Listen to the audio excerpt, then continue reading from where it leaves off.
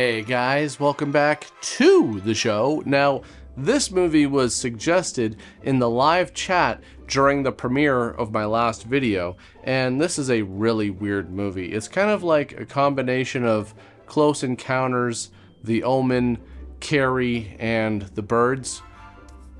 It's just that those are all much better movies. It's The Visitor from 1979. This is an Italian-American co-production that features a cast of many well-known actors, and even though this movie bombed at the box office back in 1979, it later went on to gain quite the cult following, probably because of how bizarre it is. The director and the producer were apparently always battling for creative control, and during one of these fights, the director threw a new draft of the script out of a window. The Visitor had a modest budget of $800,000, but it was a critical and commercial failure upon release. Lance Henriksen even recalled attending a New York screening where the audience laughed at the movie and some even demanded their money back. Now, you may be wondering how the movie attracted so many notable actors, and part of the answer lies in the producer, Ovidio Assanitis, and his industry connections. He was a personal friend of John Huston, who agreed to do the movie before even seeing the script and treated the shoot like it was a paid vacation. Once he actually read the screenplay, he purportedly said, "This is either going to be something amazing or a pile of shit." So let's get to it, shall we? The movie starts with an old man, played by John Huston, on what looks like Mars or possibly Arizona on a bad day. And then suddenly we have what I can only describe as a cosmic sandstorm sponsored by LSD involving a girl in a cloak who mysteriously disappears. And then some kind of space Jesus shows up surrounded by kids who obviously have never heard of the peanut butter solution. And he tells them all about this evil alien named Zatine, who apparently mated with human women on Earth before he was killed by a good alien named Yahweh. So John Huston comes back from his trip, and his character is named Jerzy, by the way, and he's like, "Yeah, I found out one of Satine's kids is named Katie Collins, and she's 8 years old." And Space Jesus is like, "Holy shitballs, you gotta go to Earth and stop her from, causing a bunch of shit." So now we're in Atlanta, and we meet a guy named Raymond. He's a sleazy businessman and a basketball team owner, played by Lance Henriksen. And I have to mention, one of the things I love about Lance Henriksen is his look, because he always looks like he's plotting something, even when he's just existing. So anyways, the basketball game is going on, and it looks like Ray's team is gonna lose. But that's when his girlfriend's kid shows up, and it's Katie. And Katie is basically like if Carrie joined the Girl Scouts. She's got telekinetic powers, and she's one temper tantrum away from ending civilization. So to ensure that Ray's team wins, she works her magic, and at the last second, just when the other team is about to win, she uses her powers to make the ball explode. And yeah, the game is over, and nobody seems to think that the ball exploding is weird at all. And why would they? Balls explode all the time. What are you gonna do? Look, if you didn't want a game where the ball had the potential to explode, maybe you shouldn't have filled it up with air in the first place. To the point where it's so inflated that it literally bounces. It seems like a recipe for disaster. So now Jerzy's plane lands in Atlanta because, he's been sent here to stop Katie. You can't have kids running around randomly blowing up basketballs. People are trying to bet on these games. And could you imagine being an alien where you have the ability to just travel anywhere at any time, but for some reason they couldn't just beam you down to the exact city where you needed to be, so now you have to go through customs? Anyways, Raymond is part of a satanic business club whose master plan is to get his girlfriend Barbara pregnant.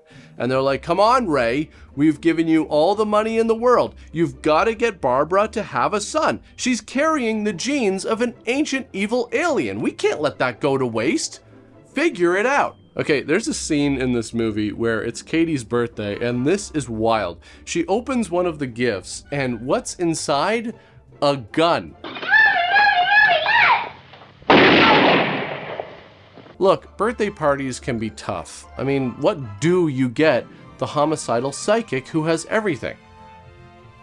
Firepower. But this is just awful, because something like this can just stop everything.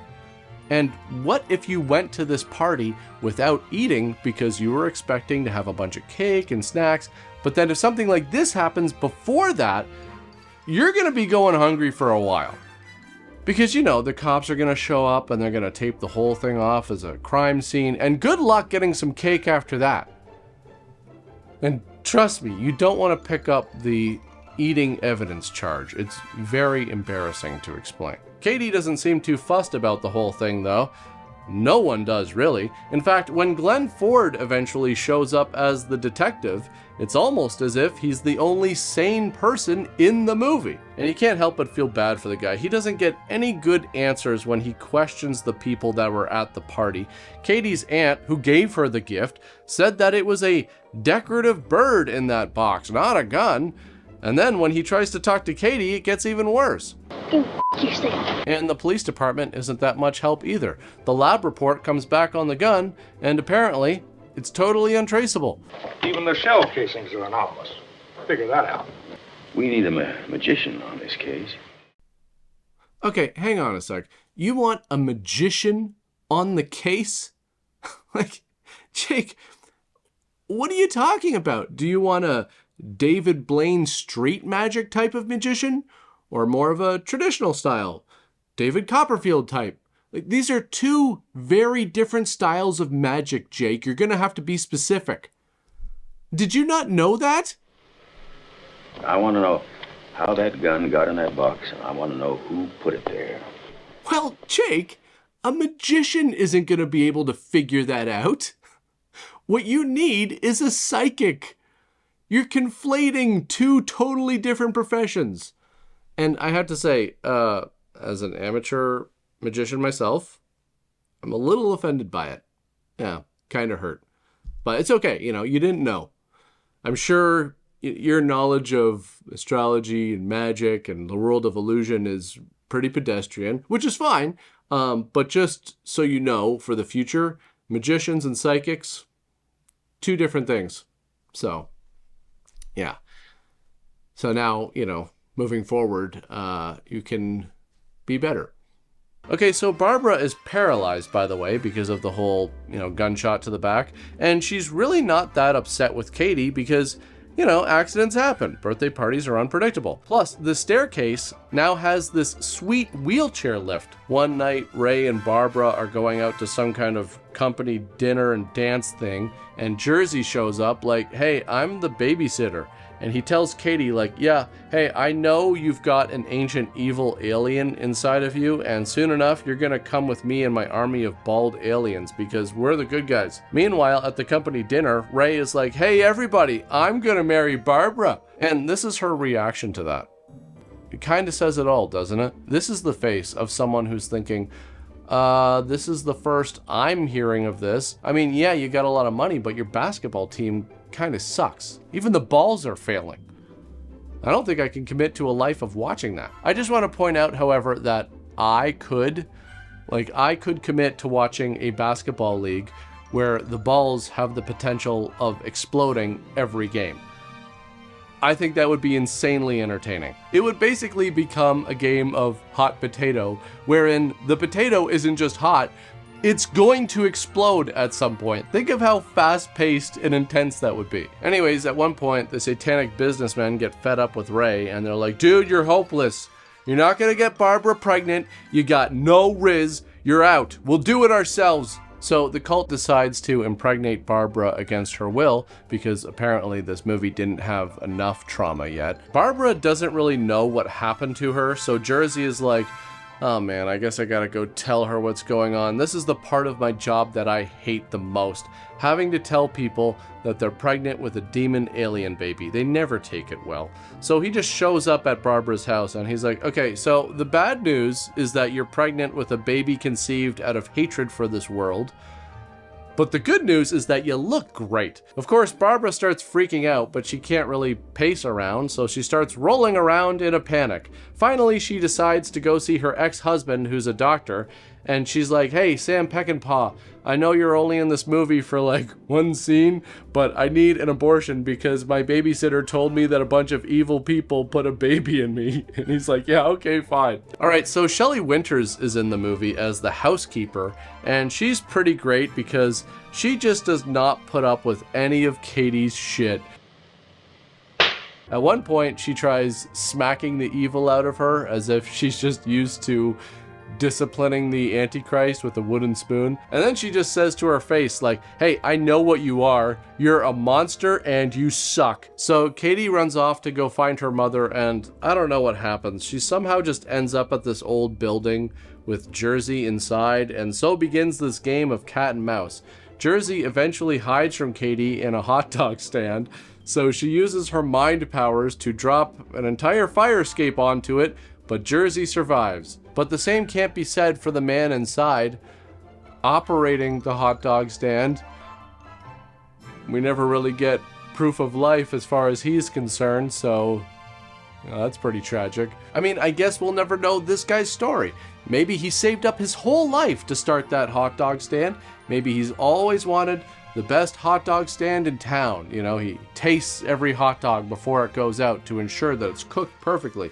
And then, in a split second, the dream's all over. I'd see that movie. Anyways, Katie follows Jerzy to the local House of Mirrors because, you know, any town worth going to has one.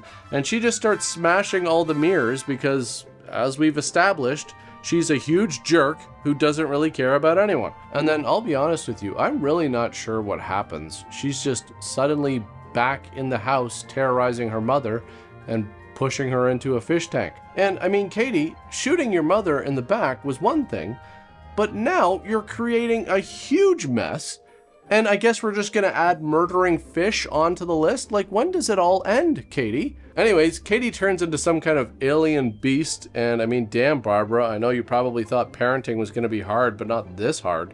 So Ray and Katie decide that Barbara has gotta die because, you know, she doesn't want to give birth to another evil alien baby, and she's kind of being annoying with the whole I'm handicapped thing. So they tie her to the chairlift, wrap a cord around her neck, and start sending her down the stairs. But that's when Jerzy starts up a huge bird storm, and here come the birds. Hundreds of them.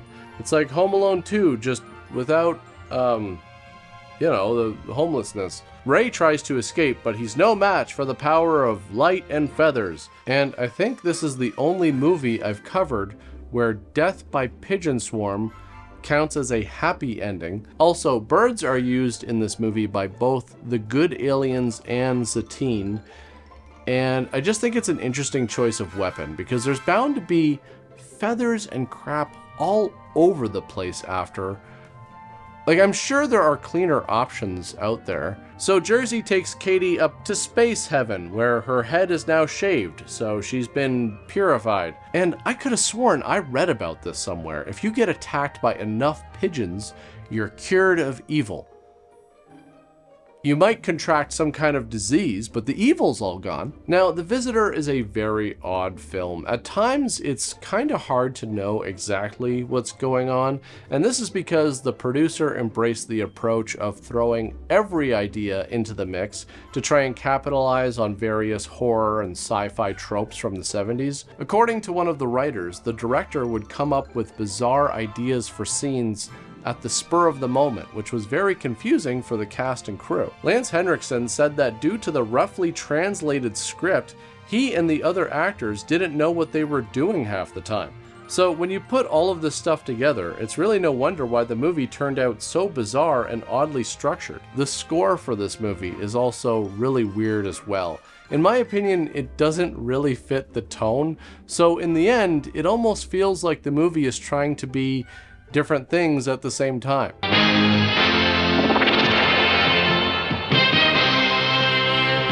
Now, I wouldn't call this a horrible movie. For me, it felt like it was just missing some things that could have tied it together a lot better. It does, however, feel like it's trying to capitalize on much more successful films like Close Encounters, The Omen, The Exorcist, which is exactly what the producer was trying to do. So what did we learn from The Visitor? Don't let your child attend a basketball game, ever. Always eat before going to a birthday party. And if John Huston shows up to your house holding a bag of pigeons, shit is about to go down. I want to thank all of my supporters on Buy Me a Coffee, Patreon, and my YouTube channel members. I want to thank all of you for tuning in. But that's pretty much it for this one, and I'll see you all next time. Look, Jake, I got a hunch that we can dig all we want, and sooner or later we're going to have to just close the case. And I think we're just going to have to conclude that sometimes random, untraceable guns just show up in boxes at kids' birthday parties. You know, it's a part of life. Shit happens. Like, how many birthday parties have you been to where someone's gotten shot? I've been to, oh no, that was a wedding. Okay, so one. One in a wedding. Oh, okay. Do I look anything like this guy? No. Whatever. I got the pipe. This was the purchase for this skit, the pipe, which I actually don't even want to put my mouth on. Like, ugh. Okay, like it's a new pipe, but I'm still just like, I don't know where it's been. I got this from Amazon. It's like, who knows where it's from? I don't know. It's probably fine, but still, I don't want to put. I'm not putting that in my mouth.